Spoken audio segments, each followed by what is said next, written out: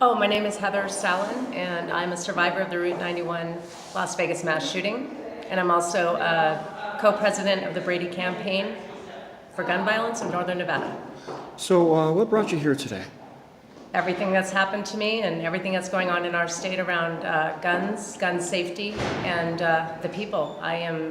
My life was completely changed on October 1st, 2017. And instead of just curling up into a ball and disappearing, I decided I have to do something, and now we have the opportunity. So I want to take you back a little further to essentially that unfortunate night.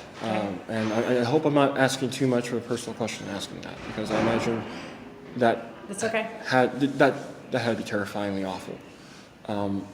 What was it like? What happened was something that even if you tried to imagine the worst part of what you think could have happened there, it was worse than that. And it was the most horrifying, terrifying, life-altering thing I've ever been through. I had a bullet that I felt, like I heard and I felt it move my hair to the left of my head. If I was an inch to the left, I wouldn't be here. People were shot and killed around me. People were shot and injured where I was hiding.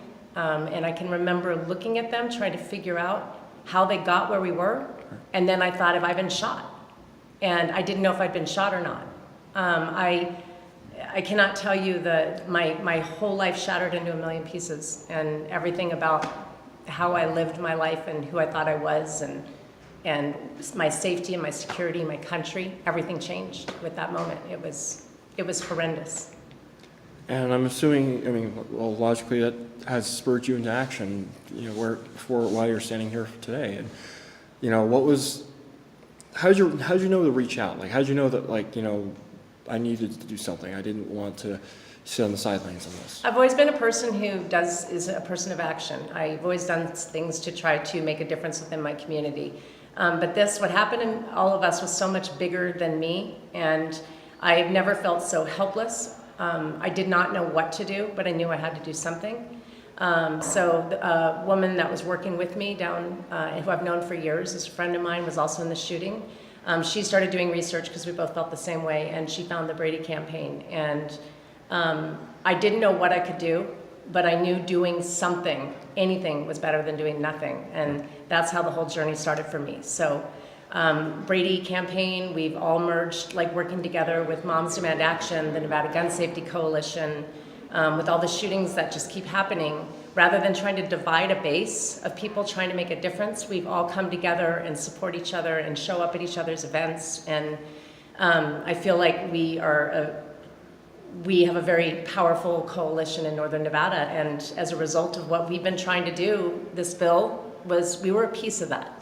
And I think if there's anything I can say is people who think that my voice doesn't matter or I can't do anything, I'm here to tell you today that a year and 4 months ago, I couldn't even think or function like a normal person, and today I'm at the signing of the governor, who's listening to the people and doing what they asked him to do. And I'm very, very proud to be a part of this. So I imagine it's safe to say it's a good day for you today, watching the signing. I was incredibly emotional when he signed that bill, and I got really emotional, very teary. Jenny, who's a friend of mine whose son was killed, she and they started talking about the survivors, and he started addressing that this is a momentous day for survivors. And I have to tell you that anything that has the ability to change gun violence in this country moves me to tears. Yeah, it makes a huge difference. And this is going to sound like a counterintuitive question to ask this, because I'm trying to be balanced, considering this was a highly emotionally charged issue today, there was a lot of opposition to this, unfortunately, or fortunately, one could say. What message do you have to those who may have been opposition to this today? Well, there were a lot of people that were in opposition were at the hearing a couple days ago. And I was listening to their arguments, and I thought, did you buy your gun at a gun store? And if you did, you had a background check done. Most gun owners are honest, upstanding, decent people. And the people feeling that it's a threat to their Second Amendment rights is not what's happening.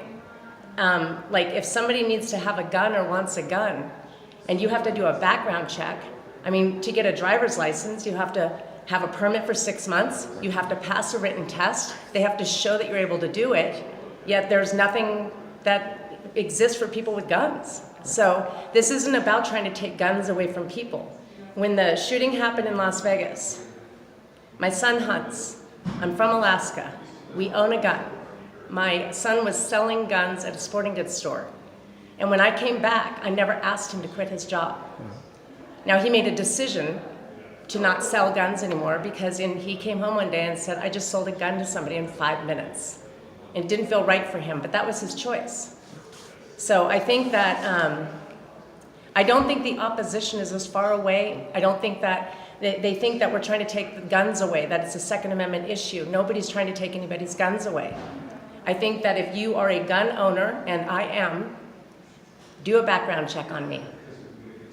Check my mental health, check my status, no problem. What do you need me to do? That's how I feel. So those are my thoughts. And then kind of bring it kind of back home here to those who, like yourself, have been a victim of gun violence, here in Nevada or, anywhere. What message do you have to them today about today's events? Today we have victory. Today is one movement towards making our streets safer, making our country safer, making our state better and more safe. So I just am, whatever the issues are around gun safety and around sensible gun ownership, whatever those issues are, like today is just day one. And I'm going to be here for all of it. I'm in this for the long haul. And I guess as I close here, is there anything that I didn't ask you today that you'd like, anyone watching or listening to this today, or my readers to understand about you, your campaign, today in general, this issue as a whole? What I want to say is that if you want to make a difference, if people want to make a difference, doing something will make a difference. And if anybody's interested in getting involved in this movement, then they need to contact us. The Brady Campaign, they can contact the Moms Demand Action, Nevada Gun Safety Coalition, and just show up, just be a part of. That's all I can tell you. And I want to thank the governor, Governor Sisolak, he said that this was his thing he was going to do, and he did it. And it's just great to see somebody who stepped into office who did exactly what they said they were going to do. And I just want to thank the governor, and I want to thank all of the representatives in Nevada for doing the right thing.